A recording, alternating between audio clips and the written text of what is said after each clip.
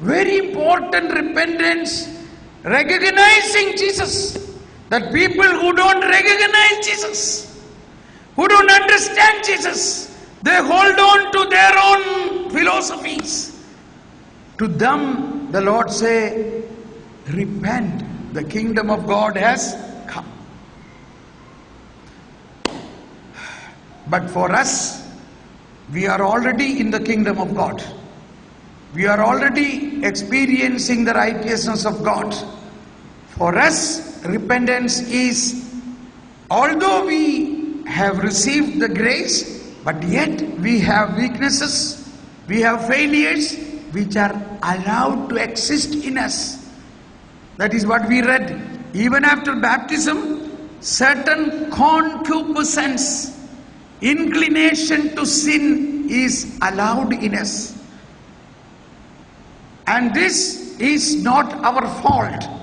It is allowed by God so that you fight against it. You win over this through grace of God.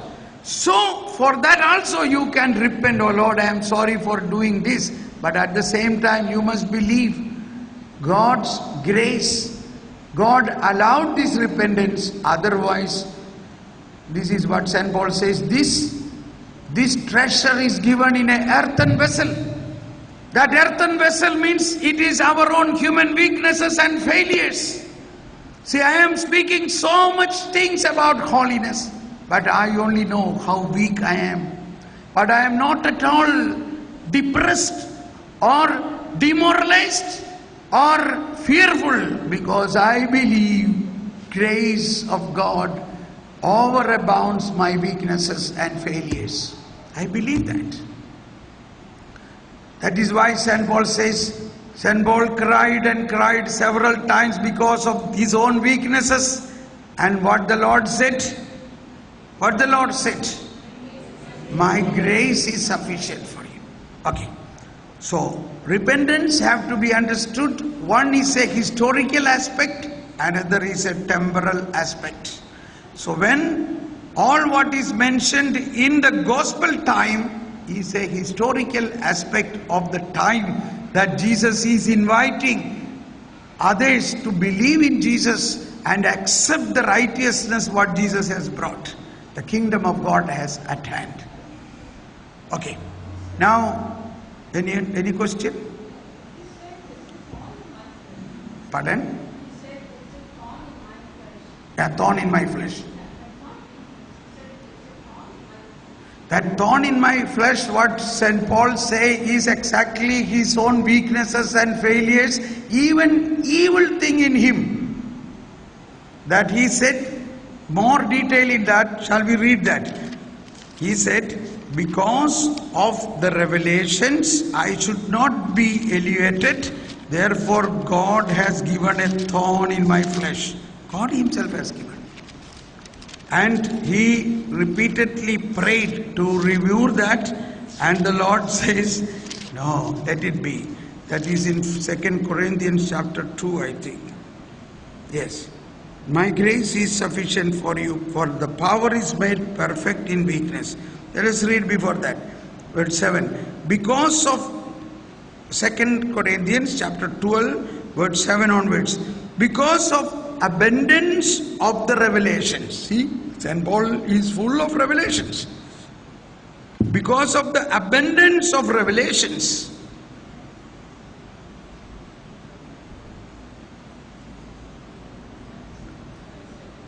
therefore, that I might not become too elated, a thorn in the flesh was given to me, that I might not be pride, I might not filled with pride.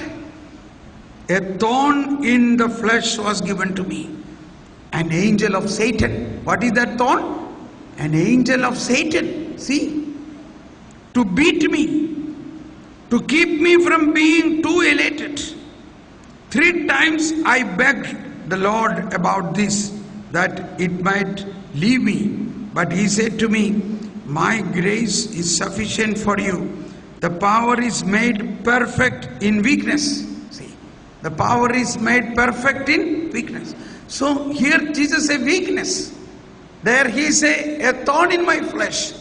So nobody exactly specifically say all these things, but in principle we must understand there will be many such things, even sinful inclinations in us. But what is greater, sin or God? What is greater? Say louder once again, sin or God? Weakness or grace? Weakness or grace? Weakness or grace? So we must understand grace is infinite and weakness is finite. Grace is infinite, sin is finite. That is a better yardstick. Sin, weakness, even evil things are all finite. They are not infinite. They have no infinite power. They have no eternal power. Whereas grace, God's power, God's blessing, God's salvific strength, God's stamp in us, God's word, everything is infinite, eternal, eternal, eternal. These two terminology it extends. It's a big philosopher. It is good to read at least 2 pages anywhere from your book. It is so interesting. In German it says endlich and unendlich. Endlich means finite, unendlich means infinite. Endlich and unendlich means all what our human weaknesses and failures are endlich, that is finite. All what come from God is infinite. Now we are by origin, in our origin, what are we? We are finite from the earthly nature, but in that earthly nature we also have an infinite godly nature. We are in the image and likeness of God with an immortal soul. But yet we have a finite nature, that is our body. Now this is very interesting.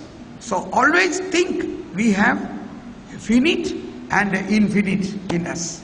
Who will win? Who will win? Who will win? The infinite. Now we are going to think about that.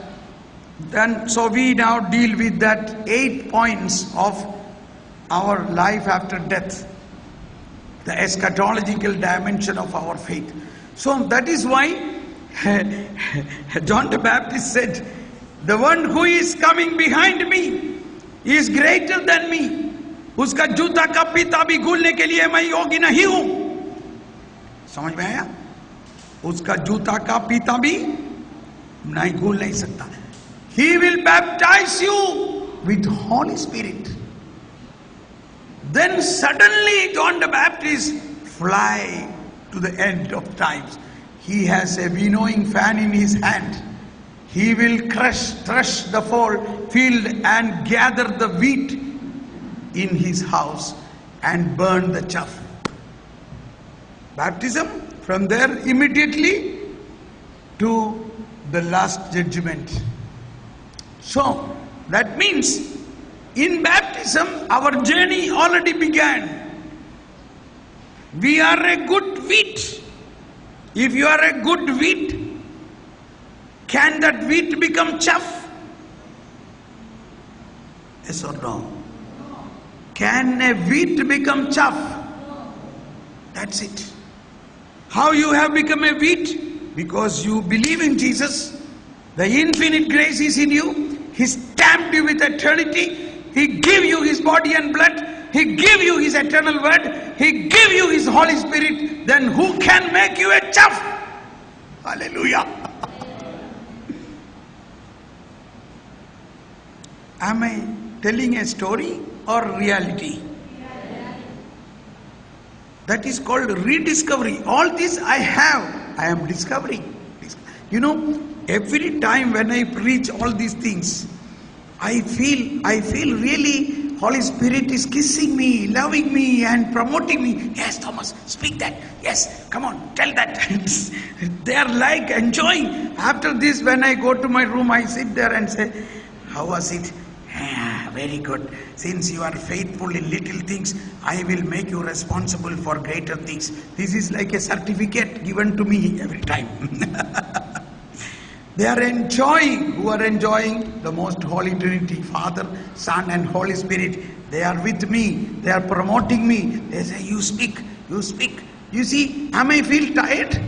You know, if I am one day free, my wife always says this, if I am at home, I am tired, I say. I am really tired when I sit at home. Then I say, can you make a coffee? Can you make a juice? Then my wife say, you are now tired. Suppose I give you a mic. Suppose I give you a mic in your hand, all your tiredness goes away. Suppose somebody come here for a talking, then suddenly all your tiredness goes away. Now, with me, when you sit tired.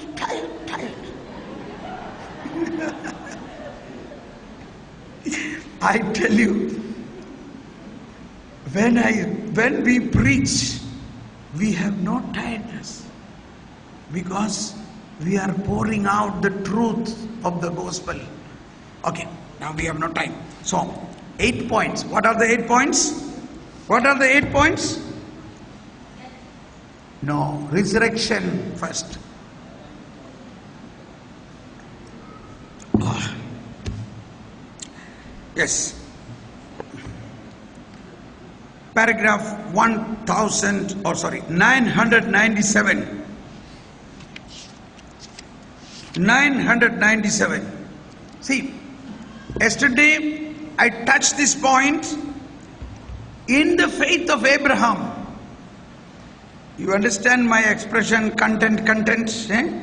Content is to be understood. See, in the book, first thing what you read is content. What is the inhalt? What is the ingredients in this? So in the same way, this is a great meaningful discovery. I believe that is not enough. In the I believe, see, in the credo, we have many expressions or declaration. Each you are declaring, I believe in this, I believe in this. I believe in resurrection of my body and life everlasting. So, you must examine, is there any of that items you have no belief? Even one of the item, if you have no belief, if you don't believe, then you are weak. You have to believe everything. If one of item, if you don't believe, I am reminded again St. John of the Cross, he says, a flask is very good. It can contain the best, very good quality, many things. But if this has a small hole, only small hole, only a small hole, what will happen? Everything will go away. So that is in the aspect of faith. If one item of the faith, the dogmas which are essential, what is dogma? Means they are essential elements of our faith. If one of that item you don't believe, that means you have a hole in your flask.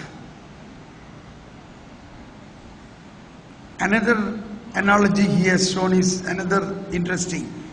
You went to a shop of paintings, beautiful paintings, wonderful, say Mother Mary's painting. You want to buy that.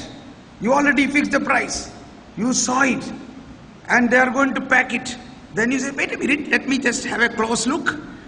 And when you had a close look, there was a small mark on the face. Small mark on the face.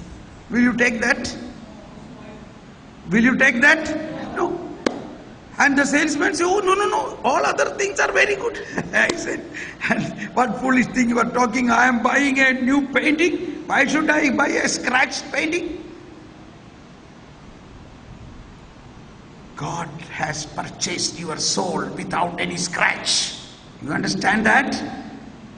Why should He buy that soul with a scratch? He has purchased you with full payment. He has purchased you with a holy soul. He has purchased you with full faith. He has given you full content of the faith. This is that. It is only to discover. That is how we have to understand our faith. Faith is a gift. Everything is given to us. But we have a scratch. We have a hole. That we have to plug it. Once a woman came to me and said, "Oh, Thomas Paul, now when I was in India, I was in ashram with gurus. Then I realized why all my problems." I said, "What happened?" "Now I know all these problems happened because of my last birth."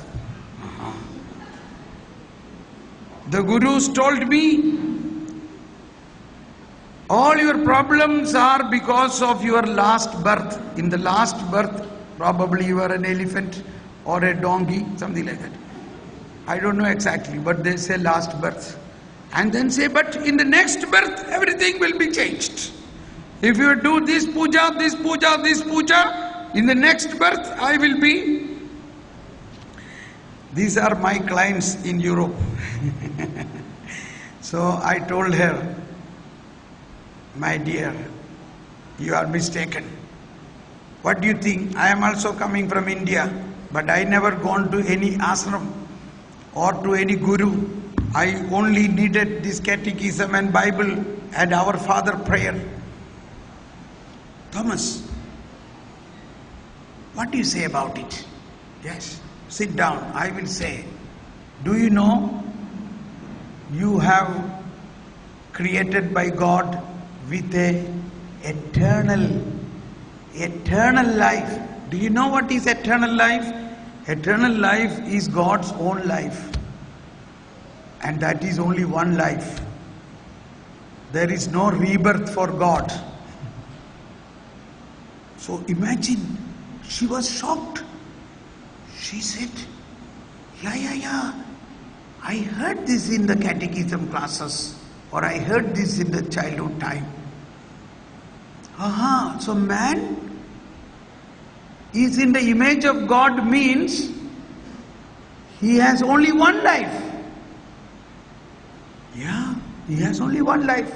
So when you believe you had another life, that means you put down your faith to rubbish. You put down your faith into such a terrible situation that you don't believe in the eternal life. I have understood the climax of our credo is in the last sentence. I believe in resurrection of my body and life everlasting. So I said, can you believe and say this, that you believe in life everlasting with this understanding that you have only one life and that life is like God Himself? And she said, Thomas, now I have come to believe that. Praise the Lord. 10 years she was in ashrams, in gurus here in India. All that what they learned in 10 years, in 1 minute, has pushed away. I am telling you, this is what faith can do. If I believe, if you believe, your faith can push away the darkness in that soul. This is the biggest darkness these days. We don't believe in the resurrection of our body.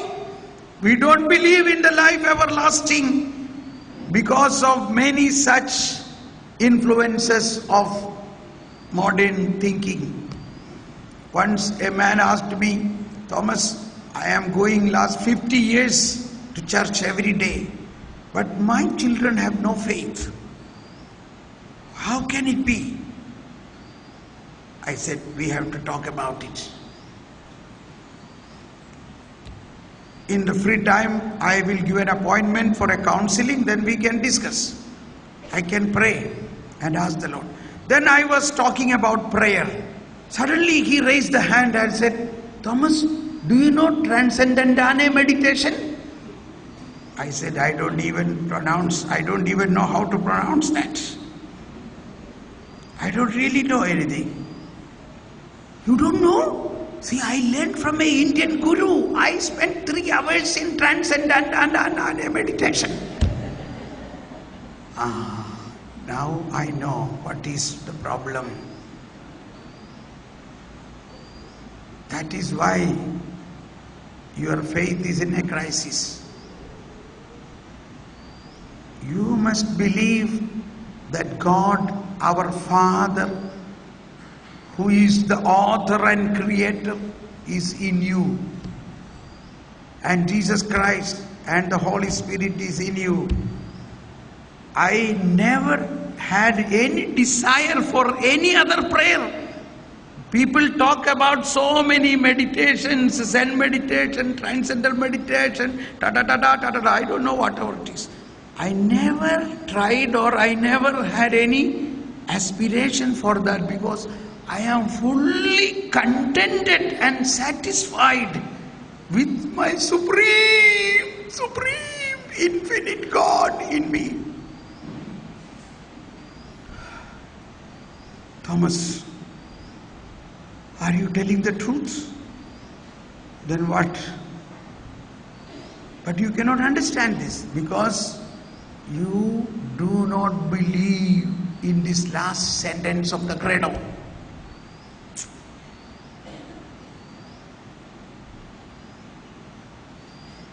Reject. Already your condition is with God in you. But since you are believing and you are praying with all such stuff, therefore you are not able to enjoy that eternal life now here in the earth itself. Thomas, help me. Yes, I will help you. I will help you. Come. That's it. What is important is your faith in the last sentence of the Credo, because there is no problem to believe in Jesus Christ. He came, He died, He resurrected. You have no crisis, correct? These are things happen. But what is the crisis? The things which you do not know is the things which you have not seen, which it is not happened. It is not happened the last days. It is not happened the coming of the Lord again. It is not happened the resurrection of the dead at the last. But you can experience it now through faith.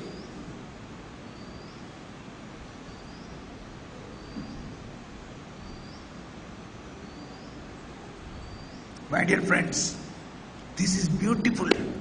This is the most beautiful part of our faith, my dear friends. So, in the Catechism, paragraph 988 says, believing in the resurrection of the body culminates the faith of a Christian. Christian creed, the profession of our faith in God, the Father, and the Son, and the Holy Spirit, and in God's creative, saving and sanctifying action culminates in the proclamation of the resurrection of the dead on the last day and life everlasting. So, this comprises of these 8 points. What are they? Raising the dead or resurrection of the body, death, particular judgment, heaven, purgatory, hell, last judgment, and new heaven and new earth. We will quickly have a journey. Shall we once stand up and just raise your hand and make a push and pull so that you become little fresh? Come on, stand up. Praise you, Lord. Thank you, Lord. Thank you, Jesus. Or should we sing a song? A song, okay? Come on. Everybody, come on, singing group, please come and make us, energize us with a song.